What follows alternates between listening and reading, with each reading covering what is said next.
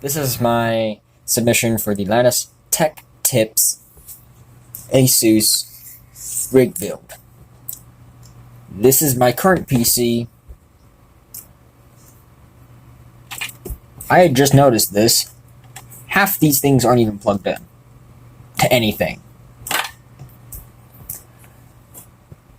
The CPU block here, ow, is physically hot. I measured it earlier and it was 110 degrees. I was only running YouTube. I can't run anything on this anyways, even if I tried. So, that's what I have.